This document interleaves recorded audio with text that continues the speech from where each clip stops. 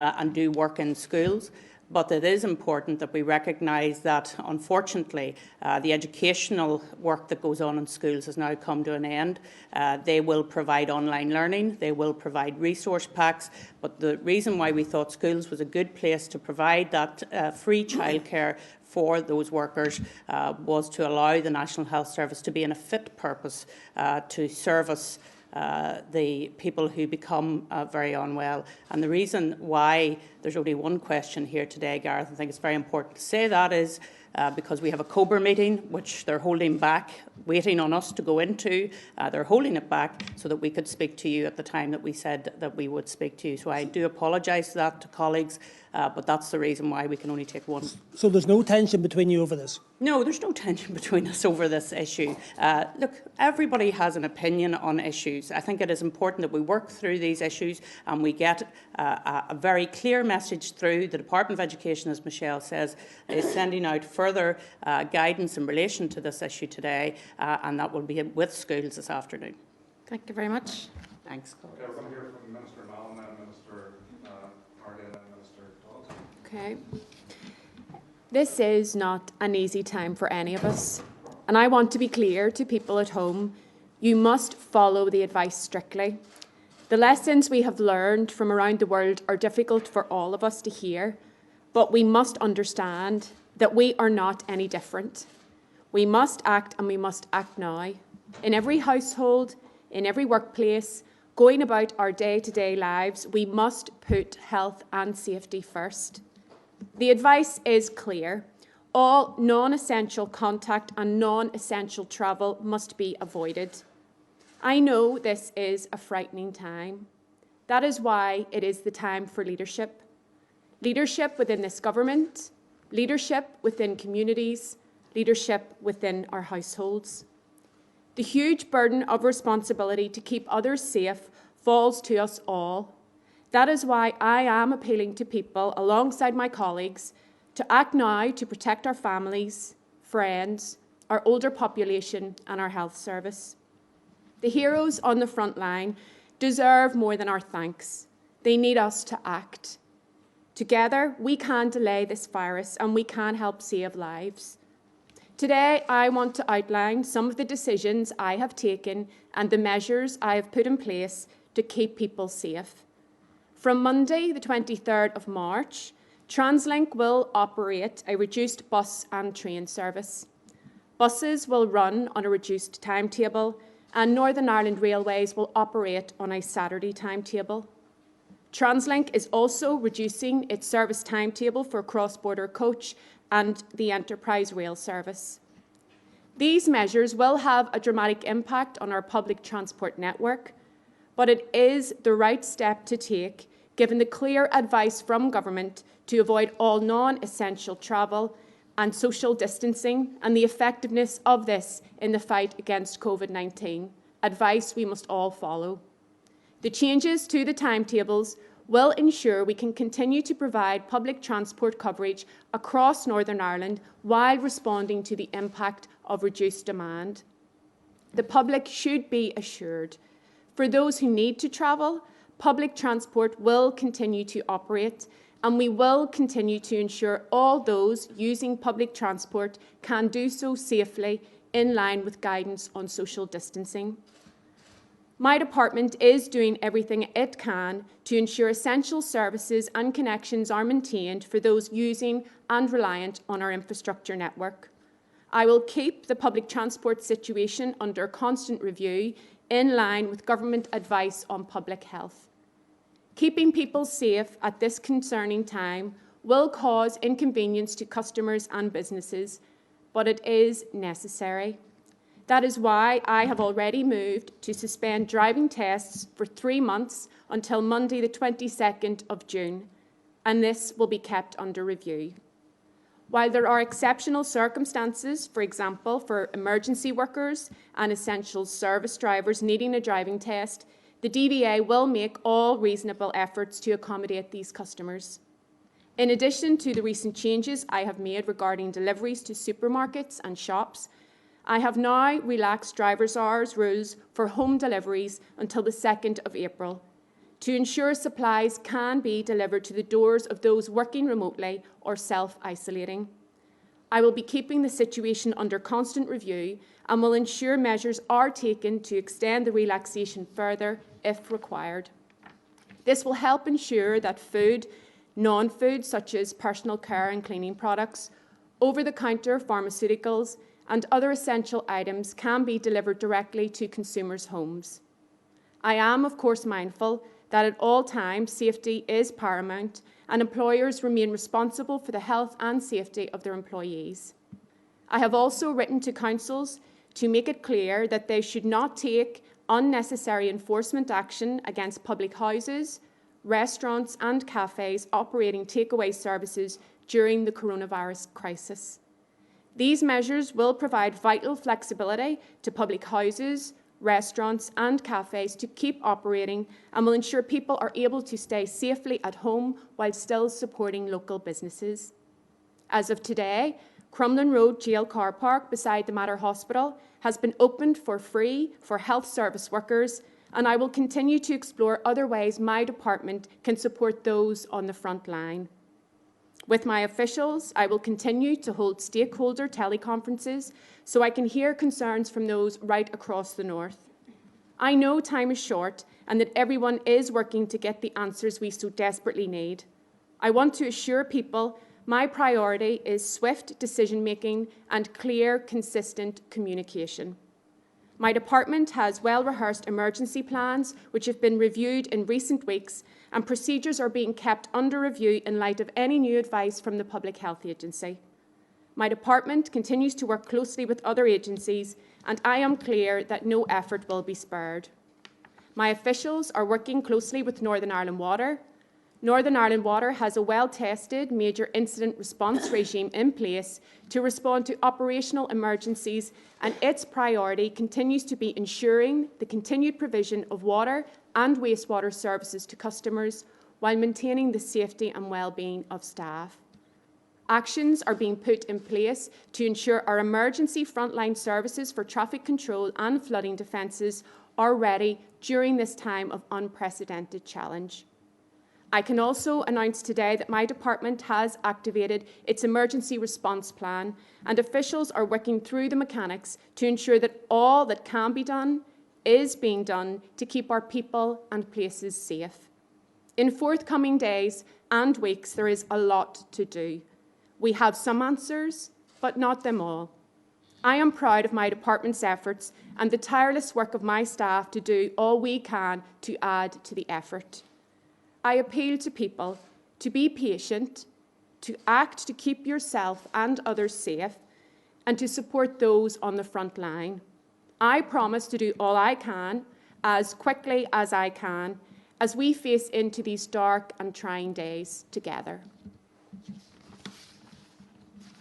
Yeah, so thanks very much. And I suppose just as Minister for Communities, I mean, we are in the midst of a local but also a global pandemic and public health emergency.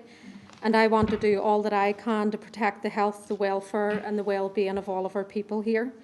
And everyone from councils to the community and voluntary sector, the business community, workers and indeed communities themselves need to work together and need to step up to this challenge in the interests of all. And my focus is on people and on communities, and particularly those most at risk financially and socially at this time.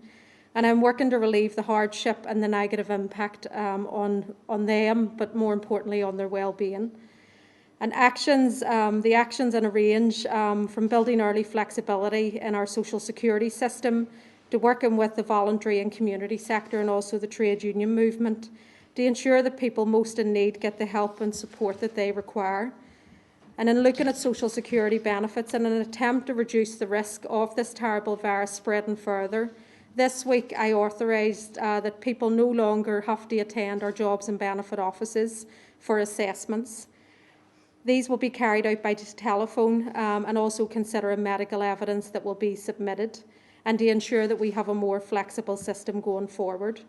All routine appointments at our jobs and benefit offices have also been suspended, and to protect those visiting the offices, but also our workers who are working inside the offices.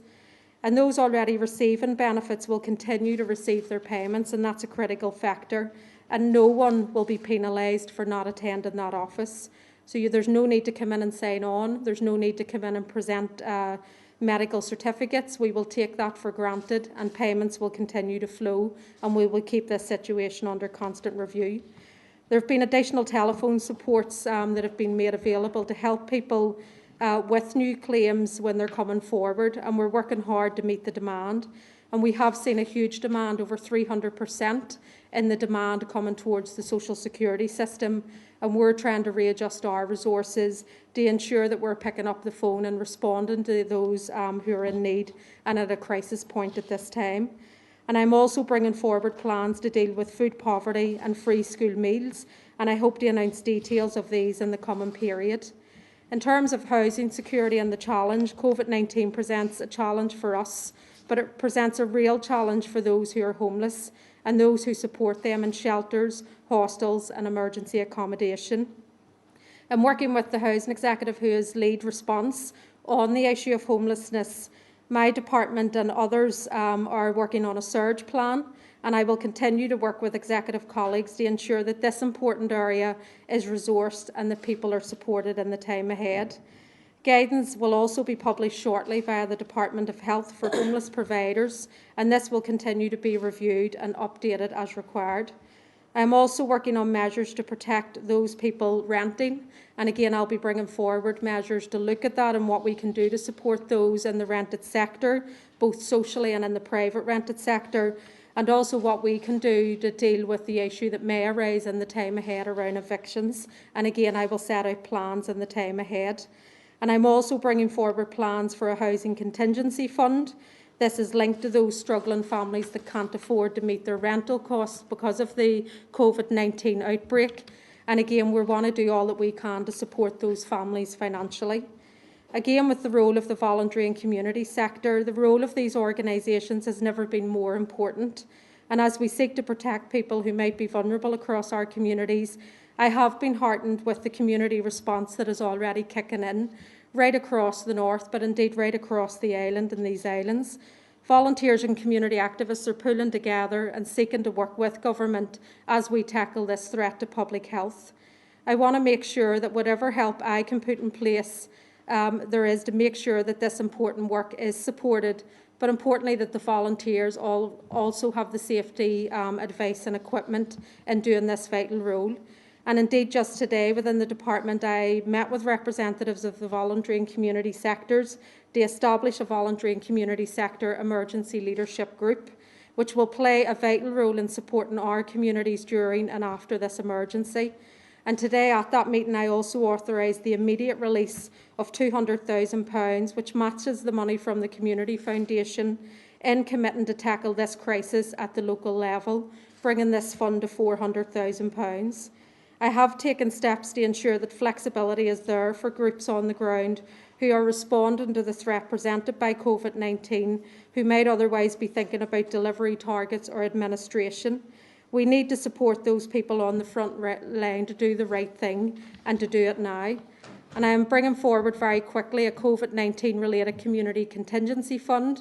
As things develop over the coming weeks, I want to make sure that funding will be available where it's needed by the groups who are supporting people and who are socially isolated, struggling financially, or who can't access food supplies. And I will continuously review the situation and work hard within the executive and across government departments to coordinate our response to these issues. And I suppose just in the coming days, further interventions will be announced to support those most affected. And I will also be announcing support for our culture, arts and sports sectors who also have been feeling the effects of this crisis.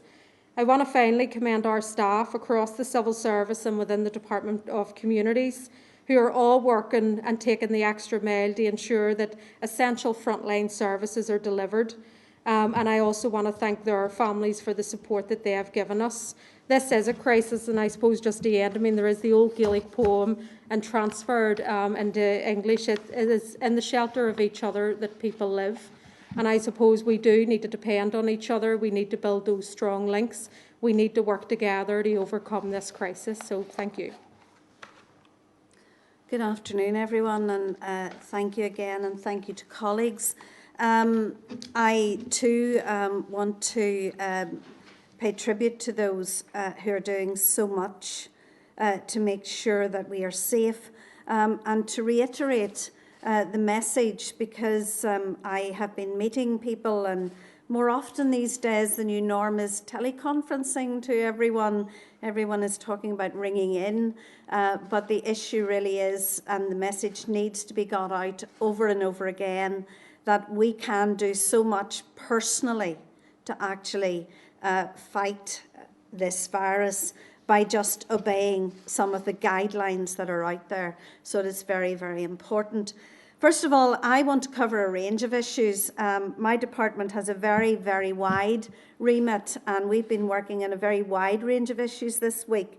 So first and foremost, I want to say that we have activated all of the necessary emergency systems to ensure that our energy supply is safe, both in terms of the supply and in terms of the distribution network. It is absolutely vital that that is protected as we go forward, and perhaps with people falling ill, that we make sure that all of the necessary steps are taken to ensure that both supply and distribution of energy is of the utmost importance to us.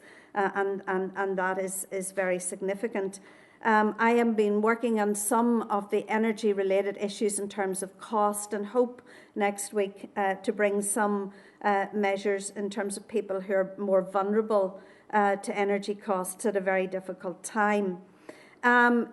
This is not just a global health emergency, but it is an economic crisis.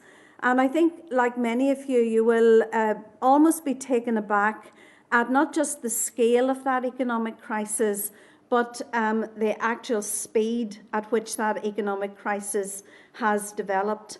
And I am grateful and welcome the Chancellor's statements, both in his budget and in his recent statements around provision for the economy. Here in Northern Ireland, we have been hugely impacted so far by the scale of this challenge, and people are necessarily anxious about what lies ahead. I have talked to business right at every level across Northern Ireland this week, and those fears and challenges are apparent. This week we were able to announce a 370 million grant scheme for businesses. There will be 10,000 for those businesses who are eligible for the Small Business Rate Relief Scheme, and that will benefit around 27,000 businesses in Northern Ireland.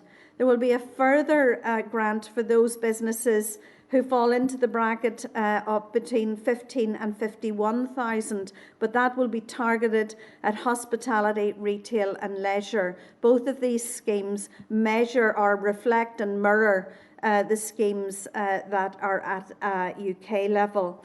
I understand that this support is critical. Cash flow is absolutely critical at this time, and we are endeavouring to get these systems in place as quickly as possible. Indeed, I understand that officials in my department and Department of Finance will be working over the weekend to ensure that we can get everything processed as quickly as possible. And I would reiterate that we are doing everything we can to get money out to people, and that we are taking and doing things that normally would take us many, many weeks, even months to do, and trying to do them in a matter of days. But that of itself is not enough. And this week I've been talking to colleagues in Scotland, in Wales, and to the Business Secretary around the challenge for employers.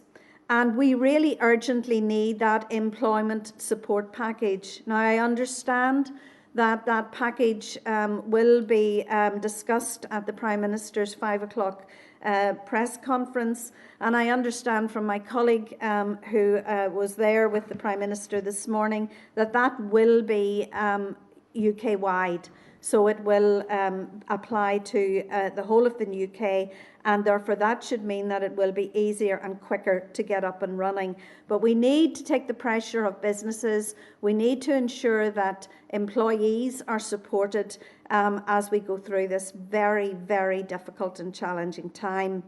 Many people have asked me as well about a central point of information for business. So I would direct you again to the Northern Ireland Business Info site, and we hope to post the information as we get it on that particular site. Now, I also, in my department, deal with both universities and further education colleges. And again, the issues there have been significant. And today, from 5 o'clock, Northern Ireland's 6 further education colleges will be closed to students. This follows the move similar to universities earlier this week, and of course it has been taken to ensure the well-being and safety of staff and students. I welcome that we are moving to digital learning. The college buildings will remain open, but staff will be working remotely where they can, and face-to-face teaching has been suspended for apprenticeships and for training for success programmes, and that is both within the colleges and within the independent training sector. However, it is important that Education Maintenance Allowance, FE grants, hardship funds, etc. continue to be paid to students, and we have taken moves and are working with the colleges to ensure that that happens. There are absolute concerns around exams and the results of those exams and the careers and future prospects for young people. For those who are doing courses run by CCEA and general GCSEs or A-levels, those will mirror what has already been announced. But vocational education is rather different and rather more complex, and we are working with the providers in that situation to make sure that we have solutions for all of the young people in that area. In terms of universities, the universities are autonomous organisations, and they have taken, quite rightly, the steps to close. Now, we are continuing to work with the Education Authority, with the Students' Loan Company, to ensure that students continue to receive the support that they are entitled to. And that will include the final tranche of funding for the last of the academic year of this year. So that will be for the 3rd semester. We recognise that in doing this and in authorising this, that some students will continue to incur costs. Many students are continuing to work on coursework, etc., and we feel that it is right that they do so. Each year we make available 2.8 million for students of Queen's, Ulster University, St Mary's, Stranmillis and Open University who would have financial difficulties. And any further students who are experiencing real hardship should contact their university. It is important that students continue to be both responsible and to take care in a very difficult and fast-moving situation. We also are ceasing to have face-to-face meetings for our careers service, but staff will be available via telephone, web chat, email, online, because we want to make sure that our young people still have access to these services. Can I say thank you for coming? I know there will be questions. These are difficult times, and the challenge is very stark and very difficult. But we will continue to get as much information out as we possibly can, given the timescale that we have to make the decisions that we're taking. Thank you. I have 2 questions. Sorry. Firstly, Diane Dodds, the support that we believe is, you say it's coming from the government. Would it be your understanding that if a business has already decided to close in the last few days or even today, that they would still be able to access potentially what's on offer today? Well, I, of course, haven't seen the full detail of the package that's coming. I welcome the fact that it is. I want it to be as comprehensive as we possibly can. The scale of this challenge is absolutely enormous. There are many people that have already been made redundant. We'll have to see what guidance the Chancellor has around these, but I would hope that it would be all-encompassing. I think that that is important and that is fair, both to companies and employees. And I see an employment support package as something that not just is a mitigation now in terms of the crisis we face, but if companies can hold on to workers, then it's actually helpful in kick-starting recovery. And can I also ask Nicola Mallon, you talk about the reduction in public transport from next week. Has there not been evidence that in other places that by doing that you are then pushing more people into fewer carriages and into more people are closer together and the social distancing thing just doesn't work? So what we have seen in the last couple of weeks is a dramatic reduction in passenger numbers using buses and rail because people are following the advice. I've asked TransLink to make sure that we do have social distancing policies on our buses and on our trains, and we're also going to have flexibility. So if we identify a service, for example, that is heavily attended by passengers, then I will absolutely put on additional services because it's very important that we follow the advice on social distancing. That has informed and led to the decision that I've taken in terms of public transport. That guided by the advice that says we should all be avoiding non-essential travel. So that is the decision that I've taken, and I will keep the situation under constant review. Nicola, or any minister really who wants to answer this question, there's been some concern that ministries are still operating in silos in this. How coherent is the devolved government operating right now? And the other question I have, Nicola, particularly for you, you said essential contact only, essential travel only. It's clear people are not really heeding that. So does the devolved government here and perhaps devolved governments elsewhere believe the British government should be acting quicker to impose some kind of restriction? Well, I'll take the second question first. It is absolutely essential that people wake up and realise the severity of this situation. We can see what is happening around the world and we must act. We must follow the advice in terms of the cleanliness with your hands, social distancing and avoiding essential or non-essential travel. Part of the rationale for me taking the decision was to make it clear and send a very clear signal to the public that we are taking this so serious, that we are scaling back our public transport network. That's to send that clear message. But the overriding message from me as a Minister for Infrastructure and from all of us as an executive is for people to follow strictly the advice. That will prevent the spread of the virus. That will save lives. Can't emphasise that enough. I have to say, I've found that as an executive, we have stepped up. Yes, we're all very much focused on playing our part within our own departments, but we're also working together to, when we identify problems, to work together to find solutions. As I said before, this is a time of crisis and it requires leadership. And I think all of us will do our utmost and we won't be found wanting. This is a question for whoever wants to take it, but or you can all take it if you want.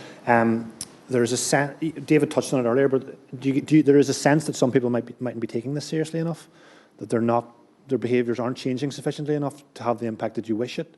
Is that your sense as well? And if it is, what would your message be to those people? The clear thing, I mean, some of this you're seeing in other areas, and obviously we're trying to learn best international practice from those who are maybe a few weeks ahead of us in this surge.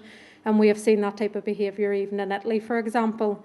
So part of the work that I've been doing this morning in terms of coordinating with civic society is how we can then get a clear communication line out into the grassroots. How can we coordinate that activity in a way that does keep people safe, that has safeguarding procedures in place? We're also looking as an executive as well, and I mean this touches on your point, David, also around we're having to bring forward plans that normally take months or years, and we're having to do it within a few days. And there is a recognition that there maybe hasn't been as clear a line of communication, and we're starting to put things in place. And part of this conference and every day is a step in doing that there is clear lines going out. Obviously, the media have a role to play in this. The government has a role. Civic society has a role. So we have been engaging with the community and voluntary sector, with the business community, the trade union movement, faith-based organisations, working importantly with the Department of Health around when they issue guidance and information that's coming from governments, that's coming from the World Health Organization, that we can get that to the very grassroots and where people are picking that up and understanding it. I think we'll have to be creative as well. We have a really strong sports, creative and culture and arts sector. How can we use and tap into that sector now to actually get these messages out also? Sports stars, for example, that can maybe influence the behaviour of children and young people. So we do have to think differently, we have to be creative, and we have to move very fast, faster than the system normally moves.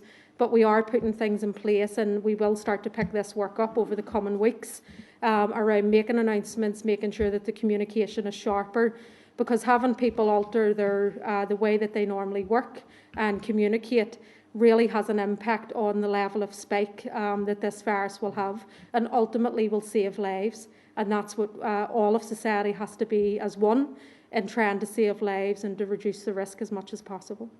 Can I just add to that? Structurally here among us, I mean, we have the civil contingencies has been activated.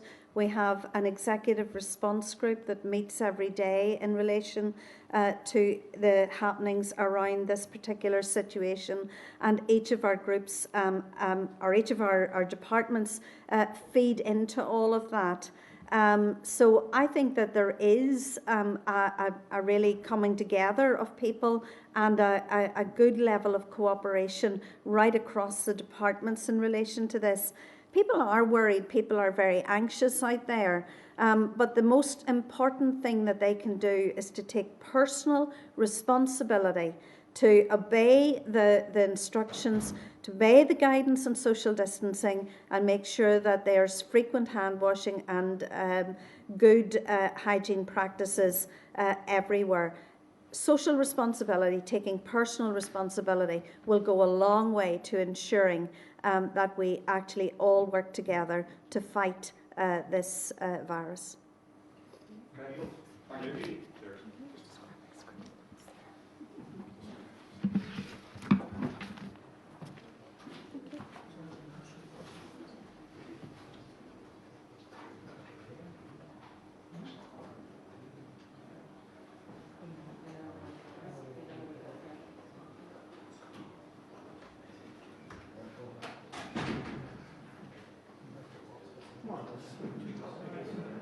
Come on.